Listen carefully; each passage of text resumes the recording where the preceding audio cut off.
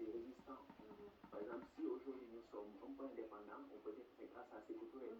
Parce que le fait d'avoir dit nous voulons l'indépendance en 58 a rendu la décolonisation inévitable d'une certaine manière dans les zones pays, voilà, la communauté franco-africaine, comme on disait à l'époque. Et donc, on rend hommage également à des penseurs que les jeunes générations peut-être ne connaissent pas. Quelqu'un comme Sani Rani, économiste franco-égyptien, qui a vécu ici à Dakar pendant longtemps, directeur de l'IDEF, et aussi du Forum du Tiers-Monde. Joseph Tudian Pouemi, économiste camerounais, qui nous a quittés de manière très précoce. Momo Diarra, qui était moins connu, mais qui était directeur de l'extension des champs. Ces gens étaient en avance sur le temps. Et ils avaient des alternatives concrètes au franc CFA. Et même dans le cas de Momo Diarra, bon, il a été plagié par des économistes français à un moment donné. Donc c'était des gens voilà, qui étaient en avance sur le temps qu'on ne connaît pas. Donc quand on dit ah, mais quels sont les alternatives, pas d'alternatives, il y avait eu ces alternatives. Il y avait déjà, c'est ça.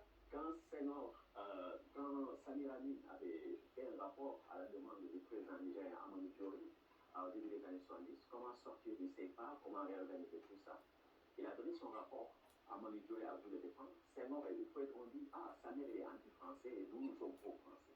Il n'a même pas mentionné le rapport d'une certaine manière. Et ce que disait Samir, c'est qu'il est possible d'avoir une intégration panafricaniste sans la France et qui bénéficie à tous. Et il pensait même à des fonds structurels qui permettraient en tout cas aux pays de l'intérieur, comme le Niger, le Burkina, qui sont encore plus pauvres, de pouvoir quelque part rattraper les pays côtiers qui sont beaucoup plus riches, etc. Donc il y avait des réflexions en ce sens. Mais la question monétaire, comme on l'a dit dans l'ouvrage, c'est une question politique d'abord. Ce n'est pas une question technique.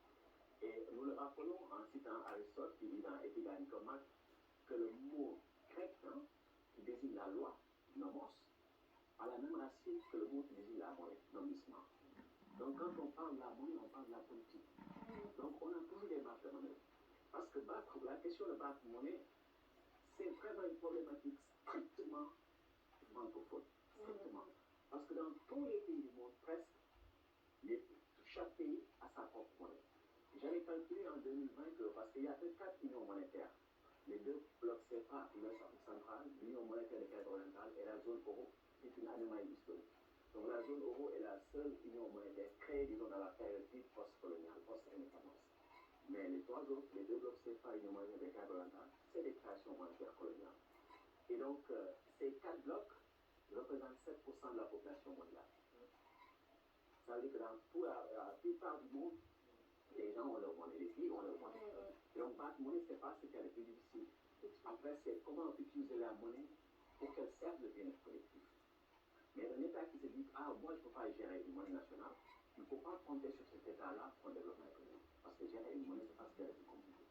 Merci pour les rappels. En tout cas, c'est vrai que vous avez raison aussi de toujours rendre hommage aux pionniers qui ont avancé la question avant nous. Et c'est pour ça vraiment que je trouve que cet ouvrage est vraiment complet. Je n'ai pas d'autres questions, je vais passer la parole à notre ami de la géopolitique qui doit brûler d'envie de vous poser ces questions aussi. Mais en tout cas, pour anticiper un peu sur la lune, je pense qu'on peut recommander à tout le monde. Hein. Franchement, merci beaucoup.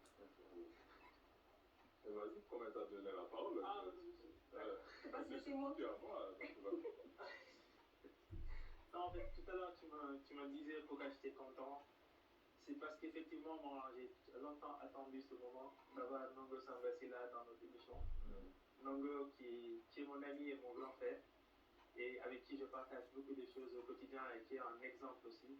Je pense que Nongo, c'est une fierté pour le Sénégal, pour l'Afrique et pour beaucoup de jeunes. Je pense que je tiens à te féliciter pour le travail que tu fais tous les jours, le travail de recherche qui n'est pas du tout facile, et que tu fais avec beaucoup de désintérêt. Et je pense que c'est une très bonne chose. Je te souhaite une très longue vie et que tu continues à faire bénéficier ton talent et ton savoir à l'Afrique et au monde entier.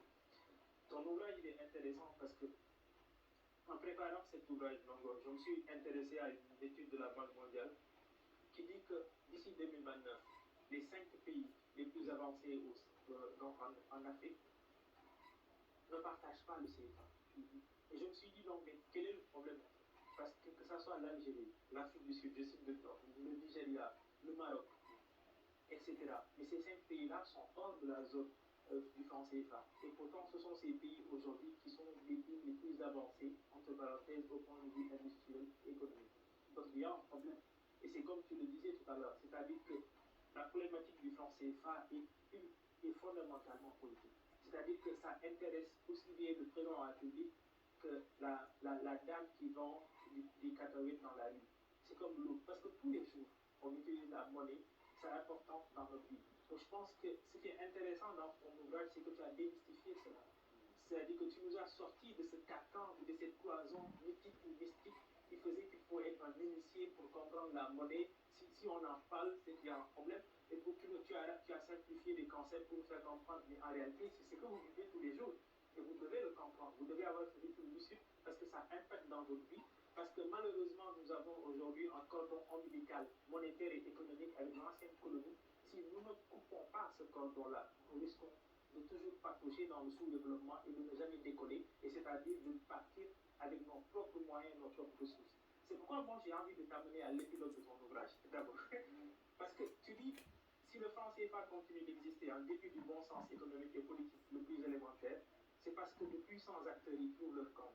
La zone franc contribue à maintenir un précaré français, à réserver des marchés captifs à des entreprises françaises et à garantir à l'État français des sources fiables d'approvisionnement en matières premières bon marché qu'il peut payer dans sa propre monnaie. Bon, ça continue, mais je m'arrête là pour prendre ta première réaction. Oui, en fait, quand on regarde tous les classements qui comptent en termes de développement économique, de compétitivité, etc., les pays CFA sont vraiment au bas du classement mondial. Par exemple, quand on regarde l'indice du PNUD, l'indice de développement humain, les derniers de la classe, c'est les pays CFA. Quand on regarde par exemple pour la statistique que les économistes utilisent, le PIB par habitant, son évolution, vous prenez la Côte d'Ivoire qui est le pays le plus riche, le plus gros en termes de taille, son meilleur niveau de revenu par habitant, en termes réels, c'est 1978. 1978. C'est-à-dire que les Ivoiriens actuellement en moyenne sont plus pauvres qu'ils l'étaient en 1968. Le Niger, où vous avez un coup d'État, leur meilleur niveau de revenu réel par habitant, c'est 1965. En 2022, le niveau de revenu par habitant en termes réels, c'était 37% inférieur au meilleur niveau de 1967. Donc, pour tous ces pays, c'est la stagnation ou le déclin à long terme. Quand on dit ça, ça veut dire que les populations les plus faibles se sont appauvries, leurs conditions sont détériorées. Bien sûr, vous avez des gens qui sont riches, etc. Mais c'est ça la zone franc. Donc, c'est un mécanisme de paupérisation et c'est quelque chose qui est sûr. Pourquoi c'est quelque chose qui est sûr? Vous avez parlé de la Banque mondiale. Il y a un économiste en chef de la Banque mondiale, ex-économiste en chef, Taoufik Bazoum. Il a écrit son autobiographie et il a dit, bon, le CFA, il a écrit textuellement, on sait que c'est pas bon pour ces pays, c'est surévalué, ça ne marche pas. J'étais venu à Dakar pour en parler, mais je ne pouvais pas en parler parce que si je devais en parler, j'aurais reçu un coup de fil de Washington. Il a écrit dans son autobiographie. Et même dans les années 60, il y avait un rapport par les services du président Kennedy à l'époque pour dire, bon, qu'est-ce qui se passe avec le franc CFA? Ils ont dit ça, c'est quelque chose de typiquement colonial. Et bon, c'est un système qui est bénéfique à la France. Donc ça, c'est des choses qui sont connues. Mais ce qui est choquant, c'est que les intellectuels africains eux-mêmes n'en soient pas conscients. C'est ça qui est choquant. Oui. Donc vous allez voir des gens qui disent, ah non, non, ceux qui disent ça, c'est parce qu'ils sont anti-français, c'est des ignorants, populistes, etc. Alors que vous avez tout ça qui est disponible. Donc ça veut dire qu'il y a des intérêts qui sont en jeu, pas seulement les intérêts français, mais les intérêts des élites. Et ça, on a pu le voir à travers l'histoire des pays africains. Par exemple, quand Bolivar Keïta est sorti du franc CFA, il y a des commerçants qui étaient là près de l'ambassade de France pour dire que nous voulons, voilà, retourner avec le franc CFA, etc. Et je te ramène au début de ton ouvrage, parce que tu ramènes plutôt les propos d'Alfred Gossé. On donne l'indépendance à condition que l'État, une fois indépendant, s'engage à respecter des accords de coopération.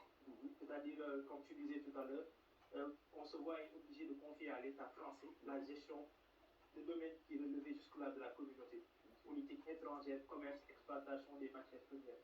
Donc, dès le départ, juste après les indépendances, nous sommes fixés, ou en tout cas, nous sommes figés par rapport un peu à la direction ou sous la tutelle française, et ça, c'est relatif au franc CFA. C'est exactement ça. Oui, c'est-à-dire que, par exemple, si on remonte à 44, conférence de Brazzaville, De Gaulle disait, l'indépendance, il ne faut pas y penser. On peut faire quelques améliorations, etc. On supprime le travail forcé, on donne quelques droits, mais jamais l'indépendance. Jusqu'en 1958, quand ils ont fait le référendum, pas d'indépendance. Mais quand Sékou Touré a dit oui, je prends l'indépendance, ça a tout fait dérailler. Et là, on n'en parle pas dans le livre, Mais dans un livre qu'on a écrit par la suite, Oui. on montre que même le processus d'indépendance des pays d'Afrique francophone a été anticonstitutionnel. Donc nous sommes nés de manière illégale, de cette manière. Et donc c'est pourquoi il y a eu ces accords. On a dit à ces pays, bon, vous devez avoir votre indépendance, mais vous aurez une indépendance sans souveraineté. Tout ce qui concerne les domaines de souveraineté